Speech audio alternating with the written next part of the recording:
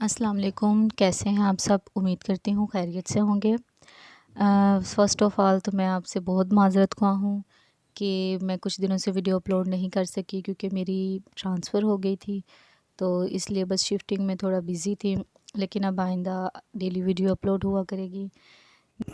अच्छा, अब ये एक कमेंट आया है मुझे कि काइंडली ये बता दें कि पीपीएससी की प्रिपरेशन के लिए सिर्फ अपने एरिया की ही तैयारी करनी होगी या बाकी एरियाज़ जैसे कि फ़िज़िकल, विजुअल, मेंटली डिसेबिलिटी की भी तैयारी करनी होगी। तो सबसे पहले आपके माइंड में ये चीज़ क्लियर होनी चाहिए कि आप किस सीट के लिए अप्लाई कर रहे हैं। अगर आप 16 मींस जेएससीटी के लिए अप्लाई कर रहे हैं तो उसमें जो क्वेश्चंस आते हैं वो आपके एज़ अ होल आता है, मतलब उसमें हर एरिया के बारे में बात की जाती है। ये नहीं कि फ़िज़िकल, विजुअली इन एरियाज़ के बारे में। मतलब ये सारे एरियाज़ सेपरेट हैं। मतलब विजुअल का अगर आप टेस्ट देंगे तो वो सेपरेट होगा। फ़िज़िकल डिसेबल से रिलेटेड जो फ़ील्ड है उनका टेस्ट अलहदा होगा, लेकिन जो डेफ़ है, हियरिंग इम्पेयरमेंट है, इनका जो टेस्ट दिया जाता है वो अलहदा होता है। ये तो आपको पता है कि डिफरेंट कैटेगरीज़ हैं और इनकी जो सीट्स होती हैं वो भी अलहदा-अलहदा अनाउंस होती हैं। लेकिन जब आप 16 के टेस्ट की तैयारी करते हैं, 16 का टेस्ट देते हैं, तो उसमें मास्टर्स में आपने जितने भी सब्जेक्ट पढ़े जैसा कि growth and development, curriculum, introduction of special education, management, how to teach English, Urdu, math, ये जो सब आपने सब्जेक्ट पढ़े हैं, इन सब के बारे में क्वेश्चंस आते हैं। इसमें इन्होंने एक परसेंटेज सेट की होती है कि 80% जो होता है वो आपके सब्जेक्ट से रिलेटेड होते हैं, सारे सब्जेक्ट आएंगे उसमें, और जो 20% है वो होगा जनरल नॉलेज।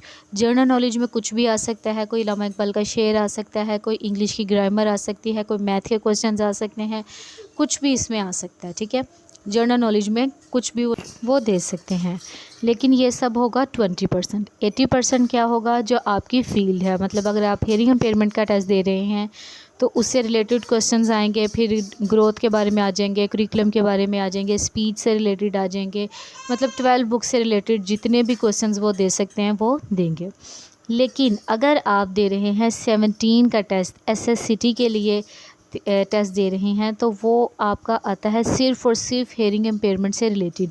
मीन्स वो सिर्फ़ और सिर्फ आपके एरिया को टच करते हैं, वो बाकी सब्जेक्ट को टच नहीं करते।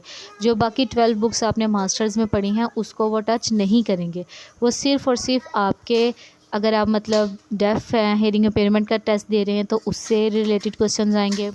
17 के टेस्ट में वो बाकी सब सब्जेक्ट को डिस्कस नहीं करते, वो सिर्फ एरिया से रिलेटेड ही क्वेश्चंस करते हैं।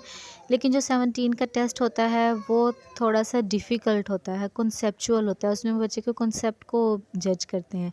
वो थ्योरेटिकल नहीं होता कि सीधी सीधी डेफिनेशन आ गई, ये सब होता है 16 के टेस्ट में कि सीधी सीधी डेफिनेशन आ गई, कोई ईजी सा क्वेश्चन पूछ लिया, ये 16 के टेस्ट में होता है। लेकिन जो 17 का टेस्ट होता है वो थोड़ा टेक्निकल होता है। ठीक है, उसमें थोड़ी सी यही डिफ़िकल्टी होती है, होता वो सिर्फ एरिया से रिलेटेड है, लेकिन वो थोड़ा डिफ़िकल्ट होता है। कॉन्सेप्चुअल जो कॉन्सेप्ट दिए जाते हैं वो डिफ़िकल्ट होते हैं, उसमें आपके कॉन्सेप्ट को जज किया जाता है। इसलिए मैं आपको यही रिकमेंड करती हूँ कि आप जो भी टेस्ट के लिए अप्लाई कर रहे हैं उसी के लिहाज से उसकी तैयारी करें और अपने कॉन्सेप्ट क्लियर करें। आप कोई डेफिनेशन या ना याद करें, कोई इसकी ऐसी चीज़ ना याद करें, एज़ इट इज़ कुछ भी आप याद ना करें, बस आप अपने कॉन्सेप्ट क्लियर करें। क्योंकि जो डेफिनेशन समझे मैं आपको बता रही हूँ या आप किसी बुक में पढ़ रहे हैं वो आपको पेपर में नहीं आएगी।